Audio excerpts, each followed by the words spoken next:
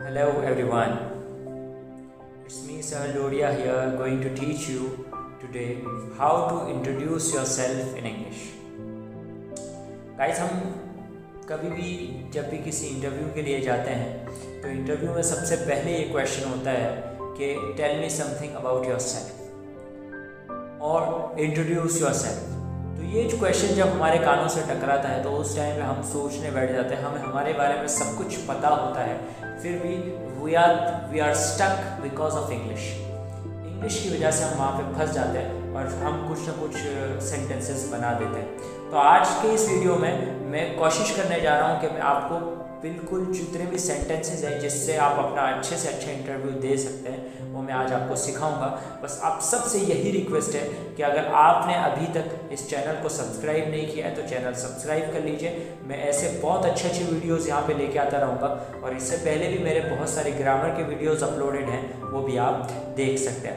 और वीडियो को लाइक ज़रूर करें, वीडियो कैसा लगा आप ये कमेंट बॉक्स में बताएं और इस वीडियो को एंड तक ज़रूर देखें। एंड आई कैन डेफिनेटली से कि आप इस वीडियो को एंड तक देखेंगे तो आप अपना इंट्रोडक्शन बहुत अच्छा दे सकते हैं, इसलिए कि इंग्लिश लैंग्वेज की कहावत है well begin is half done, well begin is half done. अगर आप अपना इंटरव्यू अच्छा दे दिया तो इसका मतलब क्या है कि शुरुआत अच्छी तो आपका आधा काम हो गया। First impression is last impression. तो गाइस चलिए शुरू करते हैं। आप सब बस ये वीडियो पूरा देख लीजिए and definitely you will introduce yourself in a better way and with lot of easiness।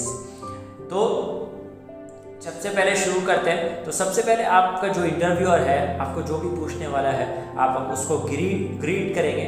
Greet कैसे करेंगे? ग्रीट को आप इनफॉर्मल वेज में नहीं करेंगे, आप उसको हाय हेलो से ग्रीट नहीं कर सकते हैं। वो आपके सर हैं, मैडम हैं, तो आपको उनको रिस्पेक्ट से ग्रीट करना है। आप उनको गुड मॉर्निंग कह सकते हैं, गुड इवनिंग कह सकते हैं, गुड आफ्टरनून कह सकते हैं। इसी तरीके से अगर आपको पता है कि सामने वो हिंदू रिलीजन से बिलोंग करते हैं तो आप उनको नमस्ते कह सकते हैं। अगर वो सामने मुस्लिम रिलीजन से बिलोंग करते हैं आप उनको सलाम कर सकते हैं, अस्सलाम वालेकुम। ओके, तो ये आप पे डिपेंड है, लेकिन बिल्कुल रिस्पेक्ट के साथ उनको ग्रीट करना है। Informal ways hi hello what's up ये वाले वेज में आप उनको ग्रीट करेंगे नहीं। आफ्टर दैट बारी आती है आप बताएंगे अपना नाम। तो नाम कैसे बताएंगे? My name is, that is the best way.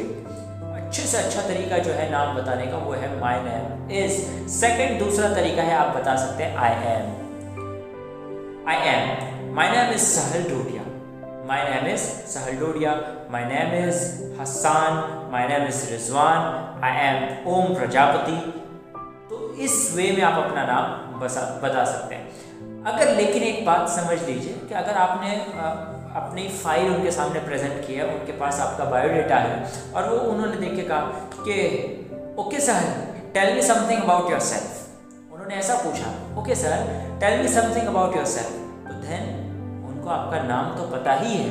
फिर आप ऐसा नहीं कहेंगे कि my name is Sahal Dodiya, फिर आप आगे से स्टार्ट करेंगे कि sir I come from India and I am 18 years old. इस तरीके से आप अपना आगे स्टार्ट करेंगे। अगर सामने इंटरव्यूअर को आपका नाम पता है तो वहाँ पे आप अपना नाम बताएंगे नहीं। तो नाम हो गया। नाम के बाद आपको अपना प्लेस बताना है कि आप कौन सी जगह से बिलोंग करते हैं। तो उसके लिए आप यूज़ कर सकते हैं आई कम फ्रॉम या फिर आई बिलोंग टू या आई एम फ्रॉम। इन तीनों में से कोई एक आप यूज़ कर सकते हैं। अगर आपको अपनी कंट्री बतानी है, अगर आप आउटसाइड द कंट्री है, अब्रॉड में कहीं बाहर इंटरव्यू दे रहे हैं, तो आप कह सकते हैं कि आई कम फ्रॉम इंडिया या फिर आई बिलोंग टू इंडिया या आई एम फ्रॉम इंडिया। इसी तरीके से अगर आउटसाइड द गुजरात है आप एंड आउटसाइड द स्टेट है तो आप कह सकते हैं I come from Gujarat, I belong to Gujarat या फिर आई एम फ्रॉम गुजरात। अगर पर्टिकुलर किसी जगह पे आप रह रहे हैं और मान लीजिए कि मैं हिम्मतनगर में और मैं इलोल में रहता हूँ, तो यहाँ पे मैं बैठा हूँ और मुझे इंटरव्यूअर पूछ रहा है कि आप कहाँ पे रहते हैं, तो मैं ऐसा नहीं कह सकता कि आई एम फ्रॉम इंडिया। मुझे अपना पर्टिकुलर प्लेस बताना पड़ेगा। उसको इतना तो पता है ही कि आप यहीं के हैं, तो आप कह सकते हैं I live in इलोल, I live in इलोल। तो इस तरीके से आप अपना प्लेस बताएंगे। तो आपका नाम हो गया, आपका प्लेस हो गया। उसके बाद आप बताएंगे हाउ ओल्ड आर यू, आपकी क्या एज है। तो एज बताने के लिए सिंपल सा सेंटेंस है I am blank years old, I am 25 years old, I am 26 years old, I am 30 years old, I am 35 years old, I am 60। इस तरीके से आप अपनी एज बता सकते हैं। तो सिंपल से हम इंट्रोडक्शन में आपको बता देता हूँ। जैसे आप ऐसे कह सकते हैं कि good morning sir, my name is Sahal Dodiya and I come from India and I am 13 years old। तो जो एंड जो मैं बीच में स्ट्रेच कर रहा हूँ वो थोड़ा सा अच्छा लगता है। आपने बहुत सारे ब्रिटिश स्पीकर्स को सुना होगा कि वो इस तरीके से बीच में स्ट्रेच करने के लिए वो याद नहीं कर रहे होते हैं कोई चीज़, वो स्ट्रेच करके अच्छा लगता है। तो आप भी उस तरीके से अपना बता सकते हैं, लेकिन इतना कि ऐसा नहीं कि एंड करके आप बहुत लंबी देर तक बैठे हुए हैं, आप उतना कि जो अच्छा लगे। जैसे my name is Sahal Dodiya and I come from Gujarat and I am 18 years old। इस तरीके से आप बता सकते हैं। आई कांटेक्ट मेंटेन करना है, आप जब भी अपना इंटरव्यू दे रहे हैं आई कांटेक्ट मेंटेन करना है। आप ऐसा नहीं कि आप ऊपर देख के अपना इंट्रोडक्शन दे रहे हैं, my name is that, I come from and I M 25 years old। तो सामने वाले को बहुत अजीब लगता है। बिल्कुल स्मूथ इंट्रोडक्शन देना है। इंट्रोडक्शन ऐसा नहीं लगना चाहिए कि आप रट के आए हुए हैं, ऊपर देख के इंट्रोडक्शन दे रहे हैं। आप अपने बारे में नेचुरल जैसे बताते हैं उसी तरीके से अपने बारे में बताएंगे। तो ये तो हो गई आपके बारे में बेसिक इंफॉर्मेशन जो आप सामने वाले को देंगे। उसके बाद आप बताएंगे कि आपकी फैमिली बैकग्राउंड की चीज़ ये है कि अगर फैमिली के बारे में आपको बताना है तो आप बताइए, नहीं बताना है तो फिर इसमें से कुछ भी मत बताइए। फैमिली के बारे में बताना है तो आप इस तरीके से बता सकते हैं कि as far as my family is concern I belong to a family. मतलब इस सेंटेंस में आप अपनी फैमिली का स्टेटस बता सकते हैं कि I belong to a middle class family, या फिर आप बता सकते हैं कि I belong to a poor family. इस तरीके से आप अपना जो क्लास है, आप जिस वेल्दी फैमिली से बिलोंग करते हैं या फिर मिडिल क्लास फैमिली से बिलोंग करते हैं, या आपके घर पे इतना ज़्यादा अच्छा है नहीं, ओके, पुअर्टी है, तो आप इस तरीके से बता सकते हैं कि I belong to a middle class family या फिर I belong to a poor family. उसके बाद आपके घर में कितने फैमिली मेम्बर्स हैं ये आपको डिस्क्राइब करना है। फैमिली के नेम्स नहीं बताने, उन सब के नाम बताना इंपॉर्टेंट नहीं है। आप फैमिली मेम्बर्स बता सकते हैं। कैसे बताएंगे? पेरेंट्स तो दो ही हैं, है ना, मदर एंड फादर। तो फिर उसको ऐसा कहने का कि I have one father one mother, ऐसा कहने की ज़रूरत नहीं है। आप ऐसे कह सकते हैं in my family apart from my parents. अच्छा, दादा दादी भी अगर आप के साथ हैं तो आप कह सकते हैं in my family apart from my parents and grandparents I have. इसके अंदर आप अपने सिबलिंग्स बताएंगे, मतलब भाई बहन। भाई बहन कितने आप ये बताएंगे। बड़ा भाई है, बड़े भाई को इंग्लिश में कहते हैं एल्डर ब्रदर, और छोटा है तो छोटे को कहते हैं यंगर। भले छोटा भाई हो या छोटी बहन हो, यंगर कहेंगे, बड़ा भाई हो या बड़ी बहन हो एल्डर कहेंगे। बिग ब्रदर, स्मॉल सिस्टर, ये वाले वर्ड यूज़ होते नहीं हैं। और अगर आपने ऐसा कहा तो शायद बहुत ज़्यादा मजाक इस बात पे उड़ सकता है। तो कह सकते हैं in my family apart from my parents and grandparents I have 3 younger brothers। जैसे कि मेरे 3 छोटे भाई हैं तो मैं कह सकता हूँ आई हैव 3 younger brothers। आपका 2 बड़े भाई हैं, 3 छोटी बहनें, you can say I have 2 elder brothers and 3 younger sisters। और अगर आप अकेले हैं तो you can say I am a single child in my family. I am a single child. Okay, उसके बाद आप अगर 4 भाई बहन हैं तो आप उसमें कौन से नंबर के हैं। अगर आप सबसे बड़े हैं तो you can say I am the eldest one. अगर आप सबसे छोटे हैं तो you can say I am the youngest one. और अगर आप तीसरे नंबर के तो you can say I am the third one, second, I am the second one, या I am the fourth one. Okay, तो इस तरीके से आप अपने फैमिली के बारे में बेसिक इंफॉर्मेशन देंगे। फैमिली के बारे में बताने के बाद बात आती है क्वालिफिकेशंस की, कि आप कितना पढ़े लिखे हैं वो बताएंगे। अगर आप स्टूडेंट हैं तो आप सिंपली ऐसा सेंटेंस कह सकते हैं I am in 11th standard, I am in 12th standard, I am in 6th standard, I am in 4th standard। इस तरीके से आप अपना स्टैंडर्ड बता सकते हैं। उसके बाद आपको कुछ बताने की ज़रूरत नहीं है। अगर स्टूडेंट है तो आप अपना फेवरेट सब्जेक्ट बता दीजिए, my favourite subject is math, science, English, etcetera. इसी तरीके से अगर आप कॉलेज में और कॉलेज के अंदर अगर आप अपना मेजर सब्जेक्ट मतलब मेन सब्जेक्ट जो है वो बताना चाह रहे हैं तो आप मेजर सब्जेक्ट बता सकते हैं। ऐसे कह सकते हैं कि my major subject is accountancy, my major subject is statistics, my major subject is English, my major subject is history। बताना चाहे तो बता सकते हैं। अब अगर आप इंटरव्यू में बैठे हुए हैं तो इंटरव्यू में तो फिर आप स्टूडेंट तो हो नहीं सकते, है ना। तो अगर इंटरव्यू दे रहे हैं जॉब के लिए तो अगर आपको सिर्फ इतना बताना है कि ग्रेजुएट है या फिर पोस्ट ग्रेजुएट, तो आप सिंपली कह सकते हैं आई एम अ ग्रेजुएट और पोस्ट ग्रेजुएट। लेकिन अगर आपको अपनी डिग्री स्पेसिफिकली बतानी है तो आप इस तरीके से कह सकते हैं आई have done BA in English, I have done BA in history, I have done BA in philosophy, I have done BTech in electrical engineering, I have done BTech in mechanical engineering, I have done PhD in physics, I have done PhD in chemistry. Okay, तो इस तरीके से आपको अगर आपका subject भी बताना है और साथ में आपने क्या किया वो भी बताना है तो आप इस तरीके से ये वाला दूसरा सेंटेंस यूज़ कर सकते हैं। अब अगर आप कोई सब्जेक्ट, अभी आपका कोई कोर्स चल रहा है, अभी आप कोई डिग्री कर रहे हैं, मान लीजिए कि आप ग्रेजुएट हैं और ग्रेजुएट होने के बाद आपका मास्टर्स चल रहा है या फिर आप कोई दूसरा कोर्स कर रहे हैं, तो फिर ऐसा नहीं कह सकते कि माई BEd इज़ रनिंग, मेरा BEd चल रहा है, माई BEd इज़ रनिंग या माई BEd इज़ वॉकिंग। ऐसा इंग्लिश होता नहीं है।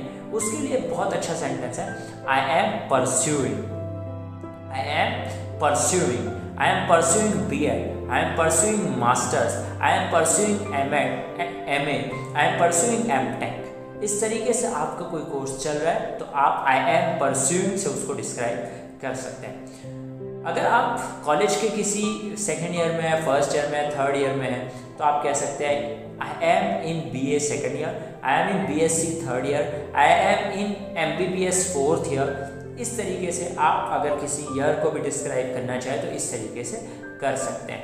उसके बाद अगर आपके कुछ एडिशनल क्वालिफिकेशंस का मतलब क्या होता है कि आपने कोई डिप्लोमा कोर्स किया हुआ है या फिर आपने कोई सर्टिफिकेट कोर्सेज किए हुए हैं तो आप उसको बताने के लिए ऐसे बता सकते हैं आई हैव डन 6 months या फिर 1 years कोर्स ऑन, फिर कोर्स का नाम बता दीजिए, इंस्टीट्यूट का नाम बता दीजिए और साल बता दीजिए अगर आपको बताना है तो। जैसे मैं कह सकता हूँ कि I have done 6 months course on public speaking skills from Indira Gandhi national open university in 2015। तो इस तरीके से अपना जो एडिशनल क्वालिफिकेशन है, अगर आपने कोई सर्टिफिकेट कोर्स किया, इस तरीके से आप बता सकते हैं। I have done 1 year's course on English speaking skills from Nirma University in 2017। तो इस तरीके से आप अपना एडिशनल क्वालिफिकेशन भी बता सकते हैं, अगर है तो, नहीं है तो बताने की कोई ज़रूरत नहीं है। अगेन मैं कह रहा हूँ कि इंट्रोडक्शन में ये सारे सेंटेंसेस यूज़ करना ज़रूरी नहीं है। आप जब अपना इंट्रोडक्शन लिखेंगे तो आप ऐसा नहीं लिखेंगे कि I am in 12th standard, I am a graduate and post graduate, फिर I have done BA BTech। ये सारे सेंटेंसेस यूज़ नहीं करने हैं। आपको जो आप बताना चाह रहे हैं उतना ही आप लिखिए। ओके, चलिए। उसके बाद जब बात आती है एडिशनल क्वालिफिकेशंस के बाद, क्वालिफिकेशन की बात जब हो गई, उसके बाद बात आती है एक्सपीरियंस की। एक्सपीरियंस जो है वो बहुत इंपॉर्टेंट, बहुत मैटर करता है। किसी भी जगह अगर आप जॉब के लिए इंटरव्यू दे रहे हैं तो वहाँ पे एक्सपीरियंस आपसे बहुत पहले पूछा जाता है। तो एक्सपीरियंस में अगर आपके पास कोई एक्सपीरियंस नहीं है, अभी अभी आप किसी कोर्स से पास आउट हुए हैं, तो आप सिंपली कह सकते हैं I am a fresher, I am a fresher.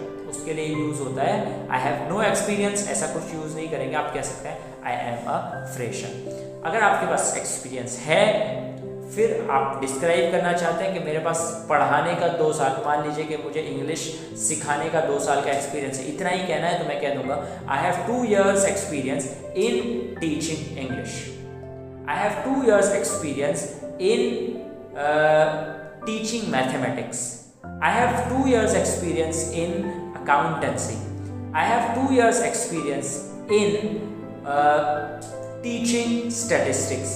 तो इस तरीके से किसी भी चीज़ में अगर आपके पास 2 साल का एक्सपीरियंस है या 3 साल का या 4 साल का या 1 साल का या 6 month का, उस तरीके से आप डिस्क्राइब कर सकते हैं। लेकिन अगर आपको जहाँ पे आपने काम किया है वहाँ का कंपनी का नाम भी बताना है और फिर आपकी वहाँ पे पोजीशन क्या थी वो भी बतानी है, तो आप इस तरीके से बताएंगे। फिर I have 2 years experience working in scholar academy of fine education as an academic coordinator.